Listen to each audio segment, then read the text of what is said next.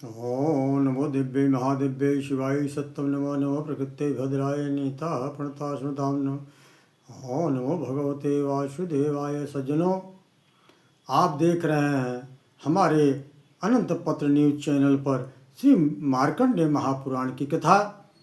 आज का प्रसंग है सूर्य की महिमा के और राजा राज्यवर्धन की कथा है। आइए चलते हैं सीधा कथा की तरफ। कौष्टिक जी कहते हैं, भगवान आपने भगवान सूर्य के महात्मा स्वरूप का विस्तार पूर्वक वर्णन किया। अब मैं उनकी महिमा का वर्णन सुनना चाहता हूँ। मार्कंडेय महामुनि कहते हैं, ब्राह्मण मैं तुम्हें सूर्य का महात्म बताता हूँ, सुनो।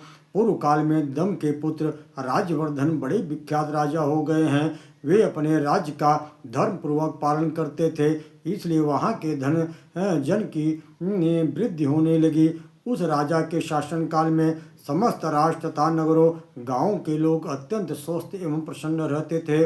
वहाँ कभी कोई उत्पात रोग भी नहीं सताता था। राजा ने बड़े बड़े यज्ञ किए, याजकों को ध्यान दिए, धर्म के अनुकूल रहकर विषयों का उपभोग किया।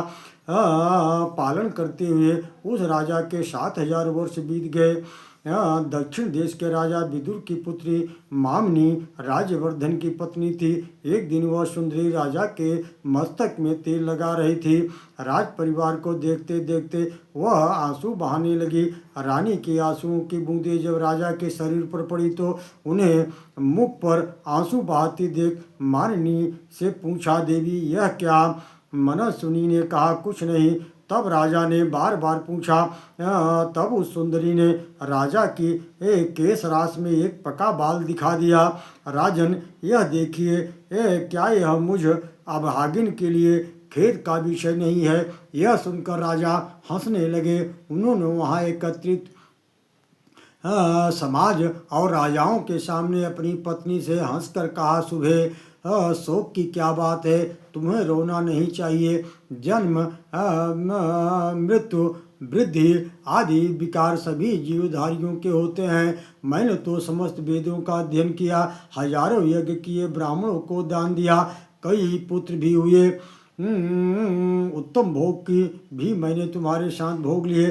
पृथ्वी भली भांति पालन किया, युद्ध में भली भांति अपने धर्म का निभाया। हे भद्रे, कौन सा ऐसा शुभ कर्म है जो मैंने नहीं किया? फिर इन पके बालों से तुम क्यों डरती हो? हे सुबह, मेरे बाल पक जाएं, शरीर में झुर्रियाँ पड़ जाएं तथा यह देह भी शिथिल हो जाए, कोई चिंता नहीं है। मैं अपने कर्तव्य का पालन कर चुका हूँ। कल्याणी, तुमने मेरे मस्तक पर जो पका बाल दिखाया है, अब वनवास लेकर उसकी भी दवा करता हूँ। बाल्यावस्था, कुमारावस्था तत्कालोचित कार्य किया है, फिर युवावस्था में यौनोचित कार्य होते हैं, बुढ़ापे में वन का आश्रय लेना उचित है। मेरे पूर्वजों, उनके भी पूर्वजों ने ऐसा ही किया है, अतः मैं तुम्हारे आंसू बहाने का कोई कारण नहीं देखता। पके हुए बाल का दिखाई देना तो मेरे लिए महान अभ्युदय का कारण है। महाराज की यह बात सुनकर वहाँ उपस्थित अन्य राजा, पूर्वासी, पार्श्ववर्ती मनुष्य शांतपूर्वक बोले, राजन, आपकी इन महारानी को रोने की आवश्यकता नहीं है। रोना तो हम लोगों को चाहिए, प्राणियों को चाहिए। कि आप हमें छोड़कर वनवास लेने की बात मुंह से निकाल रहे हैं। हे महाराज, आप वन में रहकर जो तपस्या करेंगे वह इस पृथ्वी पालन जनित पुण्य की 16वीं कला के बराबर भी नहीं हो सकता। राजा ने कहा, मेरे कई पुत्र हो गए, मेरी संतानों को देखकर थोड़े ही दिनों में यमराज यहाँ रहना नहीं सह सकेंगे। मेरे मस्तक पर जो यह सफ़ेद बाल दिखाई देता है, इसे भयानक कर्म करने वाली मृत्यु दूत समझो। अतः मैं अपने पुत्र का अभिषेक करके भोगों को त्याग दूंगा, वन में रहकर तपस्या करूंगा। जब तक यमराज के सैनिक नहीं आते तभी तक यह सब कुछ मुझे कर लेना है। तदनंतर महाराज ने ज्योतिषियों को बुलाया, पुत्र के राज्याभिषेक के लिए शुभ दिन के लिए लग्न पूछे। इसके बाद मंत्रियों सेवकों वृद्ध नागरिकों ब्राह्मणों ने मिलकर सलाह किया अब यहाँ क्या करना चाहिए। राजा राज्यवर्धन अत्यंत धार्मिक थे, उनके प्रति सब लोगों का अनुराग था।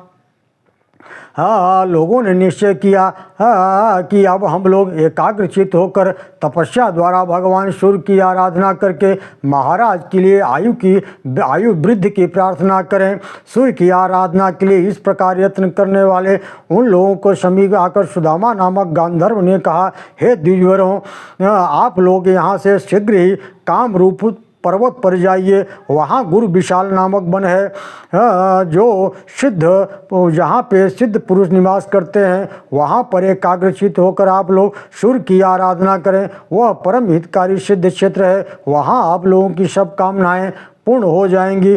सुदामा की यह बात सुनकर वे समस्त द्विज गुरु विशाल वन में गए। वहाँ उन्होंने सूर्य की उपासना और पूजा स्तुति करने लगे।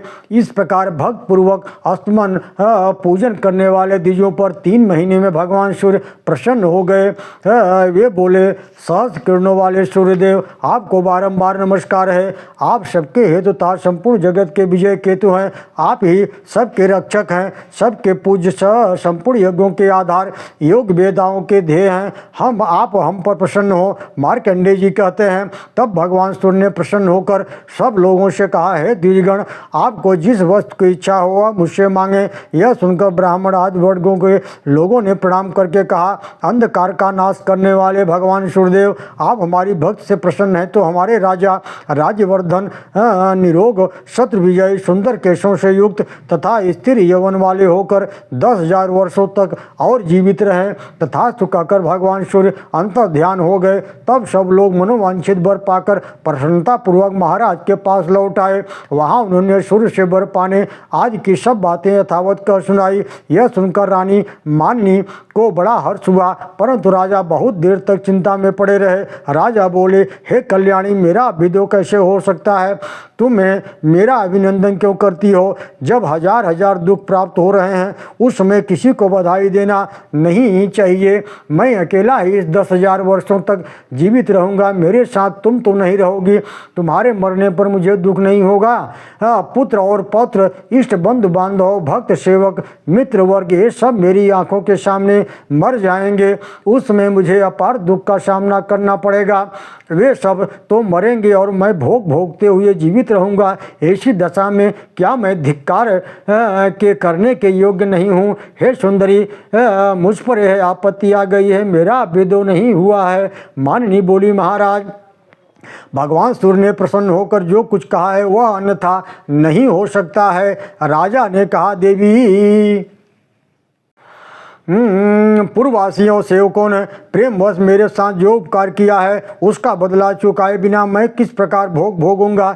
यदि भगवान सूर्य की ऐसी ही कृपा हो कि समस्त राजा भृत्यवर्ग तुम अपने पुत्र पौत्र पौत्र और मित्र जीवित रह सके तो मैं राज सिंहासन पर बैठकर प्रसन्नता पूर्वक भोगों का उपभोग करूंगा। यदि वे ऐसी कृपा नहीं करेंगे तो मैं उसी कामरूप पर्वत पर निराहार रहकर तब तक तपस्या करूंगा जब तक कि जीवन का अंत न हो जाए।